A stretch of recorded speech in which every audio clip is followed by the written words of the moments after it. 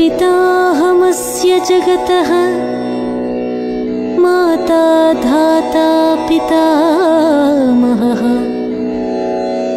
पिताहमस्य जगतः माता धाता पितामहः वेद्यं पवित्रमोङ्कारः वेद्यं पवित्रमोङ्कारः ऋक्सामयजुरेव च वेद्यं पवित्रमोङ्कारः ऋक्सामयजुरेव च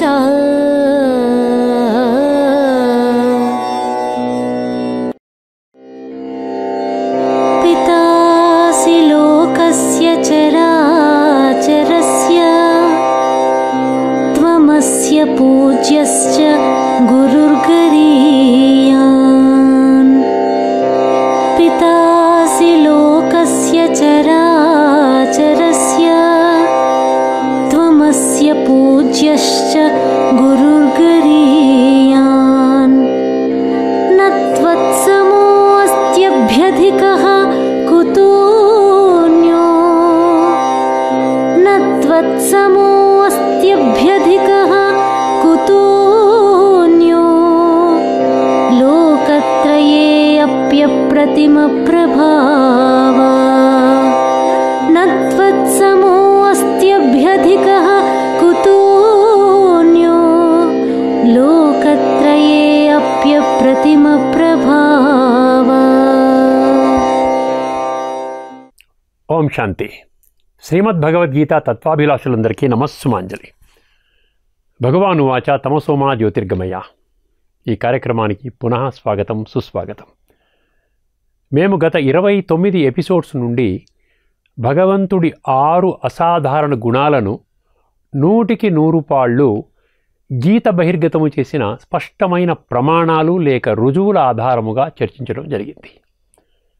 భగవంతుడు ఒక్కరే పతిత పావనుడు అన్న భగవంతుడి ఈ అసాధారణ గుణముపై మేము 80వ ఎపిసోడ్ నుండి 87వ ఎపిసోడ్ వరకు, అంటే గత 8 ఎపిసోడ్స్లో విస్తృతంగా చర్చించడం జరిగింది.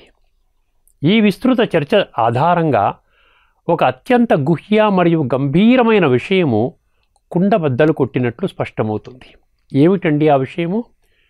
వర్తమానంలోని మనుషులు కామ, క్రోధ, లోభ, మోహ, అహంకారాలు అనబడే విషయ వికారాల వలయంలో చిక్కుకొని వాటికి వశీభూతమై జన్మ జన్మలుగా వారు చేసిన పాప, నీచ, నికృష్ట, భ్రష్ట కర్మల ఫలితముగా ఆత్మలో నిక్షిప్తము కాబడిన సంస్కారాలు సాత్వికము, రాజసికము, తామసికము అనబడే త్రిగుణాలలో అధమగతి అంటే తామసిక స్థితికి చేరుకున్నాయి. తామసిక స్థాయికి దిగజారిన సంస్కారాలు సాత్వికముగా పరివర్తన చేసే జ్ఞానము వర్తమానములో ఈ భూమండలంపై మనుషులకు అందుబాటులోనున్న ఏ శాస్త్రములో లభిస్తుంది? కేవలం బుద్ధినేత్రాన్ని జాగృతి చేసుకున్నవారు మాత్రమే ఈ ప్రశ్నకు సంతృప్తికరము, సర్వులకు ఆమోదయోగ్యము మరియు ఆచరణాత్మకమైన సమాధానాన్ని పొందగలుగుతారు. ఈ అత్యంత రహస్యయుక్తమైన ప్రశ్నకు సమాధానము సాక్షాత్తు భగవంతుడే గీతాశాస్త్రము మాధ్యమముగా నిర్ద్వంద్వముగా వెల్లడించినప్పటికీ 100కి 100% అంధవిశ్వాసము లేదా మూఢవిశ్వాసము కారణముగా ఈరోజు వరకు భక్తులు దానిని అర్థము చేసుకోవడానికి ఎటువంటి ప్రయత్నము చేయలేదు. ఈ సందర్భంగా ఒక అత్యంత గుహ్య మరియు గంభీరమైన విషయాన్ని ఈ కార్యక్రమాన్ని తిలకిస్తున్న గీతా ప్రేమికులందరి దృష్టికి తీసుకుని వస్తున్నాము. ఏమిటండి ఆ గుహ్య మరియు గంభీరమైన విషయము? తామసిక సంస్కారాలతో దేహత్యాగం చేసేవారు అతి త్వరలో ఈ భూమండలంపై భగవంతుడి ద్వారా స్థాపన కాబడే స్వర్గము అనబడే సత్యత్రేతాయుగాలలో ప్రవేశించే అర్హతను ఎప్పటికీ ప్రాప్తి చేసుకోలేరని సాక్షాత్తు విశ్వాత్మలందరి తల్లి తండ్రి అయిన భగవంతుడు గీత మాధ్యమంగా తన సంతానమైన 850 కోట్ల మనుషులకు తెలియజేస్తున్నారు. ఇది అత్యంత తీవ్రమైన విషయము. దీనిని ఎట్టి పరిస్థితిలోనూ విస్మరించడము కానీ తేలికగా తీసుకోవడము కానీ చేయకూడదు. దీనిని భగవంతుడు మరియు వర్తమాన కాలం యొక్క పిలుపు, అంటే call of God and call of టైమ్గా భావించాలి. ఇప్పుడు కలియుగము అధర్మములో చరమస్థాయికి చేరుకున్నది. అతి త్వరలోనే కలియుగము స్థానములో 100% సద్ధర్మముతో కూడిన సత్యయుగము పునఃస్థాపన కాబోతున్నది.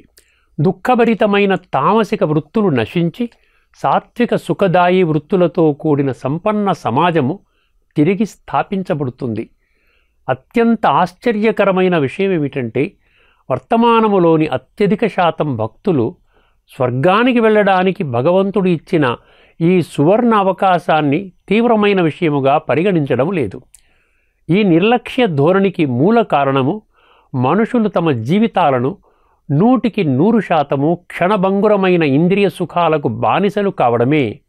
వర్తమాన సంక్లిష్ట సమయాన్ని దృష్టిలో పెట్టుకొని సాక్షాత్తు భగవంతుడే తన సంతానమైన 850 కోట్ల మనుషులకు గీతలోని 574 భగవానువాచ శ్లోకాలలో సుమారు 200 శ్లోకాల మాధ్యమముగా ఇంద్రియ నిగ్రహము మరియు మనోనిగ్రహము, ఈ రెండింటి ద్వారా కామ క్రోధ లోభ మోహ అహంకారము అనబడే విషయ వికారాలపై సంపూర్ణ విజయం పొంది పాప నీచ నికృష్ట భ్రష్టకర్మలను సమూలముగా త్యజించి ఇక నుండి 100% పుణ్యకర్మలను మాత్రమే ఆచరించాలని విజ్ఞప్తి చేస్తున్నారు. ఈ విధముగా సంస్కార పరివర్తన చేసుకోవడానికి 100% విషయ వికారాలను త్యజించడమే ఏకైక మార్గమని భగవంతుడు ఖరాఖండిగా స్పష్టము చేసిన అనేక శ్లోకాలలో కొన్ని ముఖ్యమైన శ్లోకాలు వెల్లడి చేసిన తత్వాన్ని సంక్షిప్తంగా మీ అందరి దృష్టికి తీసుకొని వస్తున్నాము. 84 లక్షల జీవులలో భగవంతుడు కేవలం మనుషులకు మాత్రమే బుద్ధినేత్రాన్ని ప్రసాదించడం జరిగింది. దానిని జాగృతి చేసుకుని భగవంతుడి ఈ స్పష్టమైన ఆదేశాన్ని అత్యంత తీవ్రమైన విషయముగా పరిగణించాలి. సంస్కార పరివర్తన కొరకు సమయము ఇప్పుడు లేకున్నా మరెప్పుడూ లేదు. అజ్ఞానవశమున విషయ వికారాల ఊబిలో చిక్కుకొని ఒకవేళ భగవంతుడి ఈ తిరుగులేని మరియు తిరస్కరించలేని ఆదేశాన్ని అంధవిశ్వాసము లేక మూఢవిశ్వాసము కారణముగా విస్మరించడము కానీ తేలికగా తీసుకోవడము కానీ చేసినట్లయితే వారి జీవితాలు సర్వనాశనము కావడానికి 100% వారే కారణభూతులు అవుతారు. కామ క్రోధ లోభ మోహ అహంకారము అనబడే పంచవికారాలు వర్తమానములోని మనుషుల ఆధ్యాత్మిక జాగృతి మరియు ఆధ్యాత్మిక సుసంపన్నత, అంటే spiritual awakening and spiritual enrichment చేసుకునే విషయంలో ఎలా అడ్డంకులుగా మారతాయో నిర్ద్వంద్వముగా స్పష్టము చేసే కొన్ని ముఖ్యమైన శ్లోకాలను ఈరోజు మనము అధ్యయనము చేద్దాము. ముందుగా కామము మరియు క్రోధము అన్న వికారాలపై భగవంతుడు స్పష్టము చేసిన విషయాలను గమనించండి. 2వ అధ్యాయంలోని 42వ శ్లోకం నుండి 44వ శ్లోకం వరకు వివేకహీనులైన జనులు క్షణికములైన ప్రాపంచిక సుఖభోగములను అనుభవం చేసే కామనలు లేక కోరికలను తీర్చుకోవడములోనే తలమునకలై ఉందురు. వారిలో నిశ్చయాత్మక బుద్ధి లేని కారణముగా భగవంతుడిని ప్రాప్తి చేసుకోవాలి అన్న లక్ష్యము ఉండదు. 2వ అధ్యాయంలోని 62 మరియు 63 దేహాభిమానము కారణముగా కామము క్రోధము మొదలైన విషయ వికారాల చింతనలోనున్న మనుషుల బుద్ధి సర్వనాశనమవుతుంది మరియు వారి జీవితాలు భ్రష్టమవుతాయి. 2వ అధ్యాయంలోని 70వ శ్లోకము వినాశీ కామనలతో 100% ఇంద్రియ సుఖభోగాల కొరకే జీవితాలను అంకితము చేసేవారు శాంతిని పొందలేరు. 3వ అధ్యాయంలోని 37 నుండి 43వ శ్లోకం వరకు కామక్రోధాలు మనుషుల పరమశత్రువులు. అవి జ్ఞాననేత్రాన్ని సమూలముగా కప్పివేస్తాయి. ఆత్మజ్ఞానాన్ని పొంది బుద్ధి ద్వారా మనసును వశపరుచుకుని కామవికారము అంటే సెక్స్ లస్ట్ లేక లైంగిక వాంఛ అన్న అత్యంత బలీయమైన శత్రువుపై విజయాన్ని పొందుము. 4వ అధ్యాయంలోని 10వ శ్లోకము రాగ భయ క్రోధరహితులైన తపస్సంపన్నులే భగవంతుడి స్వరూపముగా మారతారు. 4వ అధ్యాయంలోని 19వ శ్లోకము విషయ వికారాల వలయములో చిక్కుకొని వినాశీ భౌతిక సుఖాలను భోగించాలని కామనలు ఆత్మను భ్రష్టు పట్టిస్తాయి. జ్ఞానమనడి అగ్ని ద్వారా ఆత్మలో నిక్షిప్తము కాబడిన అశుద్ధ లేక తామసిక సంస్కారాలను దగ్ధము చేసుకున్న వారిని మాత్రమే పండితులు అని అంటారు. 5వ అధ్యాయంలోని 23వ శ్లోకము. ఎవరైతే దేహత్యాగము చేసే ముందు కామము, క్రోధము అనబడే విషయ వికారాలపై సంపూర్ణ విజయాన్ని పొందుతారో వారే నిజమైన యోగులు. 7వ అధ్యాయంలోని 11వ శ్లోకము. కేవలము ఆధ్యాత్మిక జాగృతి మరియు జ్ఞానోదయము ద్వారా మాత్రమే మనుషులలో ఆత్మశక్తి జాగృతి అవుతుంది. అట్టివారు మాత్రమే కామవికారంపై సంపూర్ణ విజయం పొంది భగవంతుడి ధర్మ సంస్థాపనా కర్తవ్యములో సహయోగులవుతారు. 7వ అధ్యాయంలోని 20 మరియు అదే అధ్యాయంలోని 22వ శ్లోకము. నానా విధములైన భోగవాంఛలలో కూరుకొనిపోయిన వారిలో ఆధ్యాత్మిక జ్ఞానము నిలవదు. అట్టి అజ్ఞానులు భగవంతుడినైనా నా ఉనికిని గుర్తించని కారణముగా దేహధారులైన దేవీ దేవతలనే భగవంతుడిగా భావించి ఆరాధిస్తారు. వారి భౌతిక కామనలు లేక కోరికలను సైతము ఆ దేవీ దేవతల ద్వారా నేనే పూర్తి చేస్తాను. 16వ అధ్యాయంలోని 4వ శ్లోకము. క్రోధము ఆసురి స్వభావం గల మనుషుల లక్షణము. అదే అధ్యాయంలోని 8వ శ్లోకము. వర్తమాన మానవ సృష్టికి భగవంతుడి ప్రమేయము లేదు. దీనికి 100% కామ వికారము అంటే సెక్స్, లస్ట్ లేక లైంగిక వాంఛ మాత్రమే కారణము. ఈ విధమైన భావనలతో జీవితాలను గడిపేవారు అసురులు. 16వ అధ్యాయంలోని 10 నుండి 12 వరకు. ఆర్భాటము, గర్వము మరియు అహంకారము కారణముగానే నిరంతరము అల్పకాలిక ఇంద్రియ సుఖాలను అనుభవం చేయాలి అన్న భౌతిక వినాశీ కామనలు లేక కోరికలు ఉత్పన్నమవుతాయి. 16వ అధ్యాయంలోని 16వ శ్లోకము.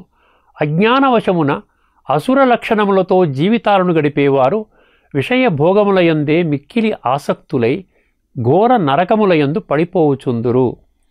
ఇప్పుడు లోభము గురించి భగవంతుడి మహావాక్యాలను పరిశీలిద్దాం.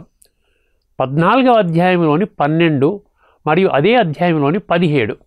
రజోగుణము కారణముగా మనుషులలో లోభము ఉత్పన్నమగును. 16వ అధ్యాయంలోని 21వ శ్లోకము. కామము, క్రోధము మరియు లోభము నరకానికి ద్వారాలు కాబట్టి వీటిని తక్షణమే విడిచిపెట్టవలెను. 18వ అధ్యాయంలోని 27వ శ్లోకము. లోభముతో కూడిన కర్మలు చేసేవారిని రాజసిక కర్తలు అని అంటారు. ఇప్పుడు మోహము గురించి భగవంతుడి అభిప్రాయాలను పరిశీలిద్దాం. మోహము అంటే ప్రతి ఒక్కరూ తమ మూల స్వరూపములో నేను ఆత్మను, ఇది నా దేహము అన్న గీత వెల్లడి చేసిన ప్రాథమిక ఆధ్యాత్మిక మూల సిద్ధాంతాన్ని విస్మరించి నేను దేహము అన్న భ్రమ లేక భ్రాంతిలో జీవితాలను గడపడము.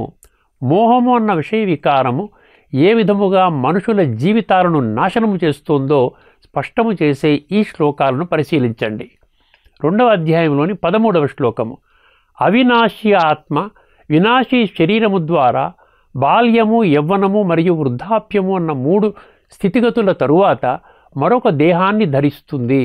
ఈ నిగూఢ సత్యాన్ని గ్రహించిన వారికి వినాశీ శరీరము పట్ల మోహము నశించును. 2వ అధ్యాయంలోని 52వ శ్లోకము. మోహము అనబడే ఊబి నుండి బయటపడిన వారికి మాత్రమే ఆత్మజ్ఞానము ప్రాప్తిస్తుంది. 2వ అధ్యాయంలోని 63వ శ్లోకము. క్రోధము వలన మోహము ఉత్పన్నమగును. అదే అధ్యాయంలోని 72వ శ్లోకము. ఆత్మజ్ఞానం పొందినవాడు మోహానికి అతీతుడు. 3వ అధ్యాయంలోని 2వ శ్లోకము. మోహము కారణముగా బుద్ధి భ్రమిస్తుంది. అదే అధ్యాయంలోని 40వ శ్లోకము. మోహము జ్ఞాననేత్రాన్ని కప్పివేస్తుంది. 4వ అధ్యాయంలోని 16వ శ్లోకము. కర్మ మరియు అకర్మల గుహ్యగతిని గ్రహించలేకపోవడానికి మోహము కారణము. అదే అధ్యాయంలోని 35వ శ్లోకము. మోహము నుండి బయటపడాలంటే కేవలము గీతను తత్వజ్ఞాన కోణములో అర్థము చేసుకోవాలి.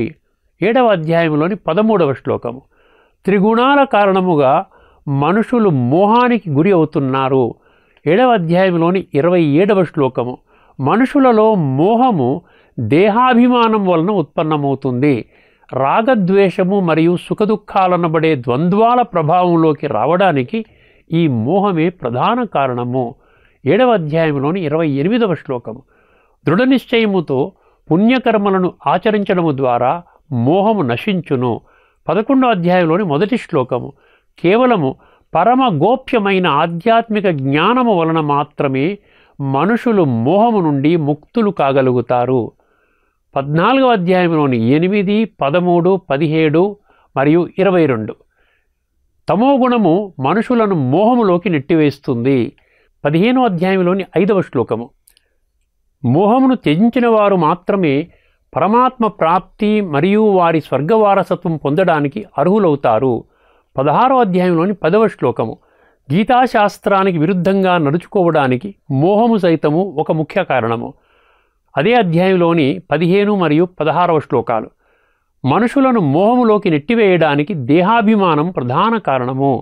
18వ అధ్యాయంలోని 7 మరియు 25వ శ్లోకము గీతాశాస్త్రానికి విరుద్ధంగా తామసిక కర్మలు చేయడానికి మోహము అంటే దేహాభిమానము ప్రధాన కారణము. 18వ అధ్యాయంలోని 39వ శ్లోకము మోహము కారణముగా అనుభవం చేసే సుఖాన్ని తామసిక సుఖము అని ముద్ర వేయడం జరిగింది. అదే అధ్యాయంలోని 72వ శ్లోకము మోహము తొలగినప్పుడే భగవంతుడు గీత మాధ్యమముగా వెల్లడించిన శ్రీమతమును యథావిధిగా అనుసరించి జీవితాలను శ్రేష్టంగా మలచుకోగలుగుతారు. ఇప్పుడు అహంకారం అనబడే వికారంపై భగవంతుడి సూచనలను గమనించండి. 2వ అధ్యాయంలోని 71వ శ్లోకము భౌతిక వినాశీ ఇంద్రియ సుఖభోగాలను అనుభవం చేయాలనే కోరికలతో పాటు అహంకారమును సైతము సమూలముగా త్యజించిన వారే శాంతిని పొందుతారు. 3వ అధ్యాయంలోని 27వ శ్లోకము ప్రతి వ్యక్తి త్రిగుణాల కారణముగా కర్మలను చేస్తాడు, కానీ అహంకారము కారణముగా ప్రతి కర్మకి నేనే కర్తను అని భావించును.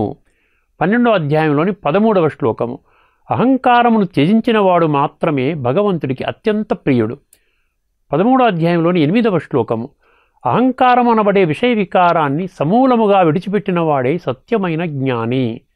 16వ అధ్యాయంలోని 17వ శ్లోకము అహంకారముతో తమకు తామే గొప్పవారమని భావించేవారు గీతాశాస్త్రానికి విరుద్ధంగా జీవితాలను కొనసాగిస్తారు. అదే అధ్యాయంలోని 18వ శ్లోకము భగవంతుడు ఈ సృష్టిపై అవతరించినప్పటికీ అసుర లక్షణాలైన అహంకారము, బలము, దర్పము మరియు కామము, క్రోధముతో కూడి ఉన్నవారు గుర్తించలేరు. 17వ అధ్యాయంలోని 5వ శ్లోకము దంభము, అహంకారముతో వినాశీ ఇంద్రియ సుఖభోగాల పట్ల ఆసక్తి కలిగిన బలగర్వితులు గీతాశాస్త్రానికి విరుద్ధంగా భౌతిక దేహాన్ని కృషింపజేసే ఘోర తపస్సులను ఆచరింతురు. 18వ అధ్యాయంలోని 24వ శ్లోకము అహంకారముతో కూడిన కర్మలను రాజసిక కర్మలుగా గీత వర్ణించింది. 18వ అధ్యాయంలోని 26వ శ్లోకము అహంకారరహితుడుగా భాషించువాడిని మరియు అహంకారరహితుడుగా కర్మలు చేసేవాడిని మాత్రమే గీత సాత్విక కర్తగా అభివర్ణించింది. 18వ అధ్యాయంలోని 53వ శ్లోకము అహంకారము, బలము, దర్పముతో పాటు కామక్రోధములను సైతము విడిచిపెట్టిన వారు మాత్రమే పరమాత్మ ప్రాప్తికి అర్హులు. అదే అధ్యాయంలోని 58వ శ్లోకము అహంకారము కారణముగా సాక్షాత్తు భగవంతుడే స్వయముగా బోధిస్తున్న జ్ఞానాన్ని పెడచెవిన పెట్టిన వారు కష్టనష్టముల పాలగుదురు. అదే అధ్యాయంలోని 59వ శ్లోకము అహంకార వశమున విషయ వికారాలు అనబడే పరమశత్రువులపై నేను యుద్ధము చేయను అని భావించుట వలన ఎటువంటి ప్రయోజనము లేదు. ఆత్మజాగృతి మాత్రమే నిన్ను ఈ విచిత్ర యుద్ధానికి పురికొల్పుతుంది. ఈ విధముగా సుమారు 66 శ్లోకాలలో బహిర్గతము కాబడిన లోతైన తత్వాన్ని మేము మీ అందరి దృష్టికి తీసుకుని వచ్చే ప్రయత్నము చేశాము. వర్తమానములోని మనుషులు కామ, క్రోధ, లోభ, మోహ మరియు అహంకారమనబడే పంచవికారాలను సమూలముగా త్యజించాలని సాక్షాత్తు భగవంతుడు తన సంతానమైన 850 కోట్ల మనుషులకు గీత మాధ్యమముగా స్పష్టమైన ఆదేశాలను జారీ చేయడం జరిగింది. ఈ నిగూఢ సత్యాలను ఎట్టి పరిస్థితిలోనూ విస్మరించడము కానీ తేలికగా తీసుకోవడము కానీ చేయకూడదు. ఈ అత్యంత గుహ్య మరియు గంభీరమైన సత్యాలను దృష్టిలో పెట్టుకున్నట్లయితే భగవంతుడు ఒక్కరే పతిత పావనుడు అన్న ప్రధాన అంశంపై మేము చర్చించే విషయాలు అత్యంత సులభంగా బోధపడతాయి. గత ఎపిసోడ్లో కామము, క్రోధము మరియు లోభము అనబడే 3 వికారాలు నరకానికి ద్వారాలు అని స్పష్టము చేసిన 16వ అధ్యాయంలోని 21వ శ్లోకాన్ని మీ దృష్టికి తీసుకుని రావడం జరిగింది. ఈ 3 వికారాలతో పాటు అహంకారము అన్న వికారము సైతము మనుషులను నరకములోకి నెట్టివేస్తుంది అని ఖరాఖండిగా స్పష్టము చేయబడిన కొన్ని ముఖ్యమైన శ్లోకాలు వెల్లడి చేసిన లోతైన తత్వాన్ని మేము రాబోయే కొన్ని ఎపిసోడ్స్లో చర్చించబోతున్నాము. ఈ ఎపిసోడ్లో 16వ అధ్యాయంలోని 7వ శ్లోకం వెల్లడి చేసిన లోతైన తత్వాన్ని చర్చించబోతున్నాం. బుద్ధినేత్రాన్ని జాగృతి చేసుకుని అర్థం చేసుకునే ప్రయత్నం చేయండి. ముందుగా ఆ శ్లోకాన్ని ఒకసారి విందాము. ప్రవృత్తిం చ నివృత్తిం చ జనాన విదురాసురాః ప్రవృత్తిం చ నివృత్తిం చ జనాన విదురాసురాః న శౌచం నాపి చాచారో न शौचं नापि चाचारो न सत्यं तेषु विद्यते न शौचं नापि चाचारो न सत्यं तेषु विद्यते. ముందుగా ఈ శ్లోకములోని పదాల అర్థాన్ని గ్రహించే ప్రయత్నం చేద్దాం. ఆసురః అంటే అసుర స్వభావం గల, జనాహ అంటే అజ్ఞానములో ఉన్న వర్తమానములోని మనుషులు, ప్రవృత్తించ ప్రవృత్తి అంటే ఏమిటి మరియు నివృత్తించ నివృత్తి అంటే ఏమిటి మరియు ఆ రెండింటి మధ్య గల భేదము ఏమిటి, నా విదుహు అంటే ఎరుగరు, తేషు అసురులుగా ముద్రవేయబడిన అటువంటి అజ్ఞానములోనున్న మనుషులలో శౌచం ఆంతరిక శుద్ధత అంటే ఆత్మశుద్ధి చేసుకోవాలనే లక్ష్యము నా విద్యతే ఉండదు. ఆచారః చ అంటే మరియు వర్తమాన సంక్లిష్ట సమయాన్ని దృష్టిలో పెట్టుకొని కేవలము ఆత్మను శుద్ధి చేసే సత్కర్మలను మాత్రమే ఆచరించాలి అన్న భావన సైతము నా విద్యతే అంటే ఉండదు. సత్యం అపి సత్యము మరియు అసత్యము అంటే ఏమిటి మరియు ఆ రెండింటి మధ్య గల భేదాన్ని గుర్తించే విచక్షణా జ్ఞానము సైతము నా విద్యతే వారిలో ఉండదు. ఈ శ్లోకములో ప్రవృత్తించ నివృత్తించ జనాన విదురాసుర అన్న పంక్తిలోని ప్రవృత్తి, నివృత్తి మరియు ఆసుర అన్న పదాలు అత్యంత కీలకము. వాటి వాస్తవిక భావాన్ని గ్రహించినప్పుడే ఈ శ్లోకములో ఇమిడి ఉన్న లోతైన తత్వం బోధపడుతుంది. అర్థం చేసుకునే ప్రయత్నం చేద్దాము. ముందుగా ఆసుర అన్న పదాన్ని పరిశీలిద్దాము. ఆసుర అంటే అసురులు లేక రాక్షసులు అని అర్థము. ఇక్కడ ఒక్క విషయాన్ని స్పష్టంగా అర్థం చేసుకోవాలి. ఏమిటండి అది? వర్తమానములోని మనుషులు రాక్షసులు మరియు దేవతలు అంటే ఎటువంటి భావన కలిగి ఉన్నారో గమనించండి.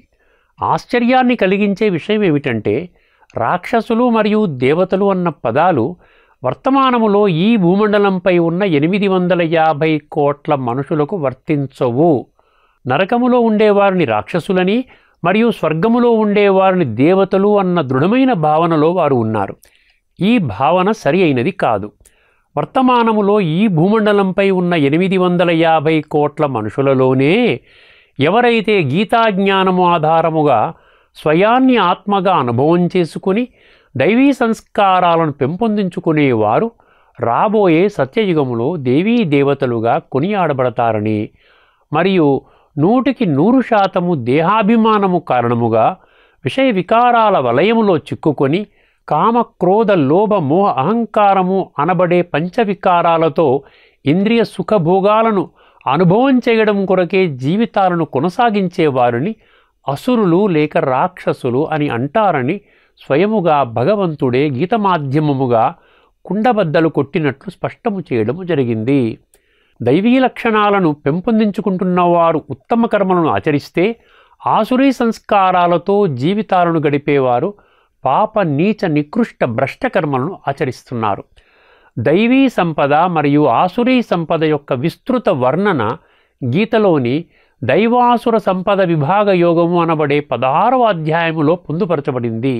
ఈ విధముగా అసురులుగా ముద్రవేయబడిన వారు ప్రవృత్తి మరియు నివృత్తి అన్న పదాల వాస్తవిక భావము మరియు ఆ రెండింటి మధ్య గల భేదాన్ని గుర్తించలేరు అని ప్రవృత్తించ నివృత్తించ జనాన విదురాసుర అన్న పంక్తి ఖరాఖండిగా స్పష్టము చేస్తుంది. ఈ పదాల వాస్తవిక భావాన్ని చర్చించే ముందు వర్తమానములోని మనుషులు ఇప్పటి వరకు ప్రవృత్తి మరియు నివృత్తి అన్న పదాలను ఏ విధముగా అర్థం చేసుకున్నారో ఒకసారి పరిశీలిద్దాము. ప్రవృత్తి అంటే వర్తమాన లౌకిక లేక భౌతిక ప్రపంచములో మేము గృహస్థ ధర్మములో ఉన్నాము అన్న భావనతో ఉన్నవారు అంతులేని భౌతిక వినాశీ కోరికలను తీర్చుకోవడానికి వినాశీ లక్ష్యాలను ఏర్పరచుకొని వాటిని సాధించడం కొరకు అహర్నిశలు కష్టపడుతున్నారు.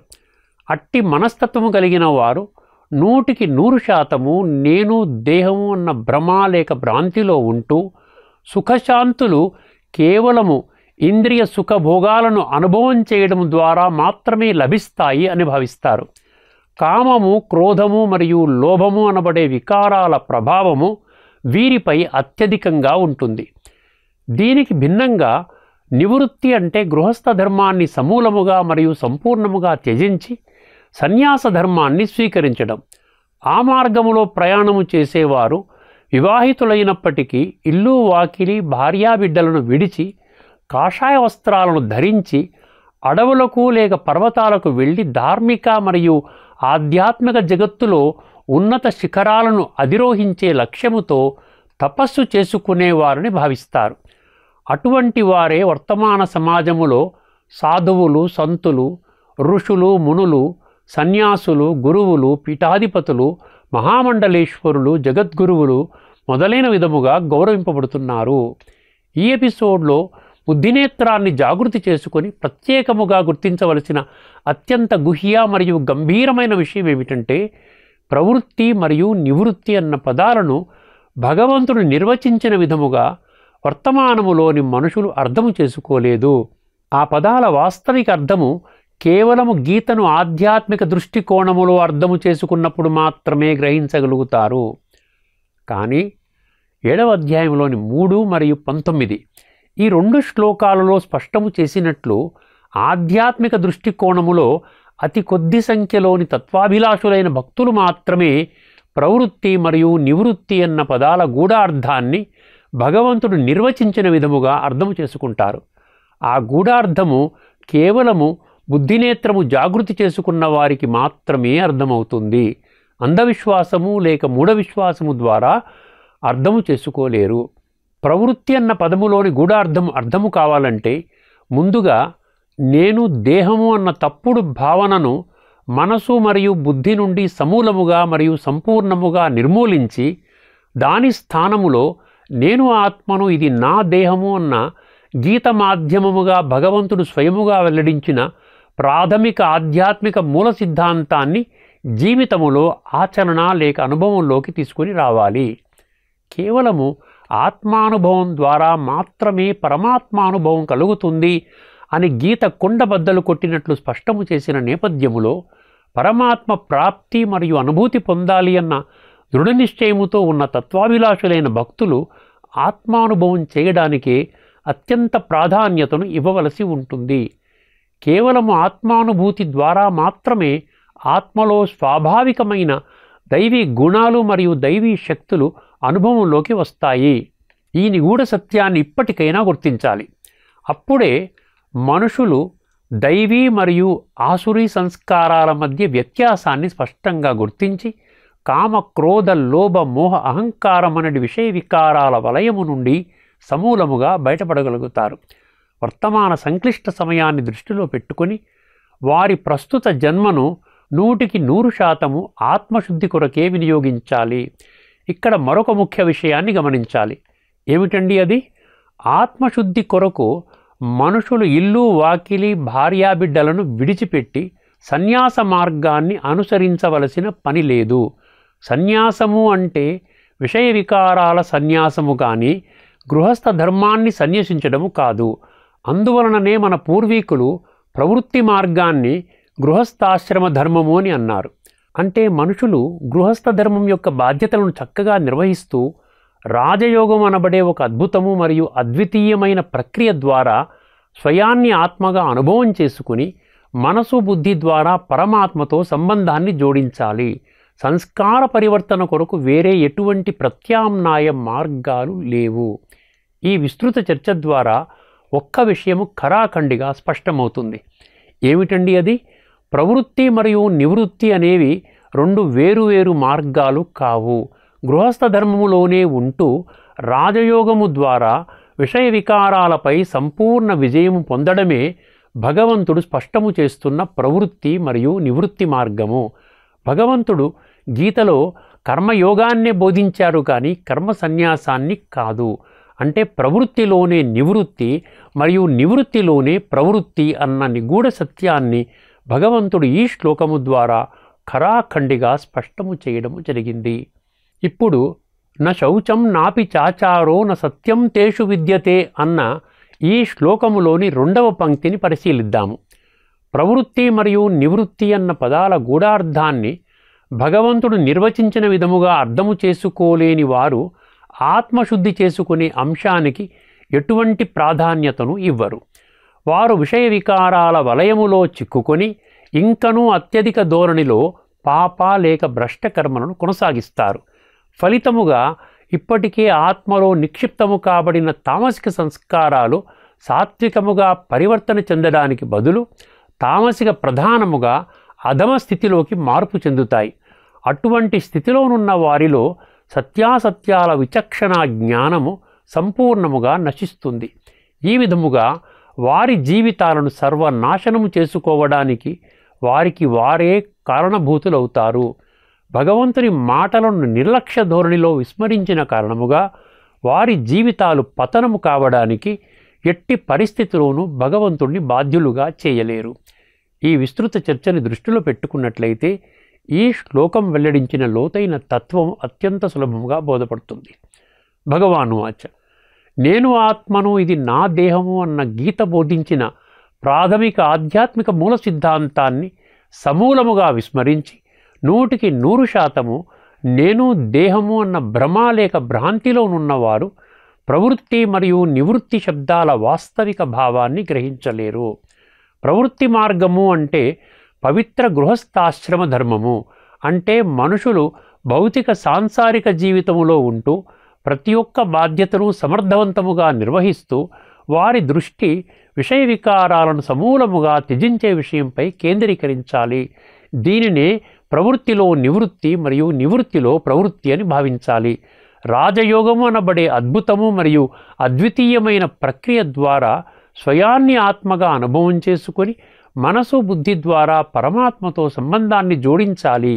అప్పుడే స్నానము అనే ప్రక్రియ ద్వారా ఏ విధముగా దేహము శుద్ధి అవుతుందో అదే విధముగా రాజయోగము ద్వారా ఆత్మశుద్ధి అవుతుంది.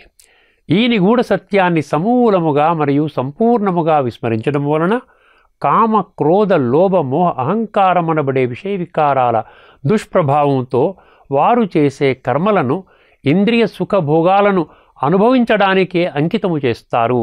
బుద్ధినేత్రాన్ని మూసుకొని 100% అంధవిశ్వాసము లేక మూఢవిశ్వాసములో జీవితాలను గడపడం వలన వారు గీత మాధ్యమముగా భగవంతుడు నిర్దేశించిన సత్యమైన మార్గములో ప్రయాణము చేయలేరు. ఈ ఎపిసోడ్లోని చర్చను ఇక్కడితో ముగిద్దాము.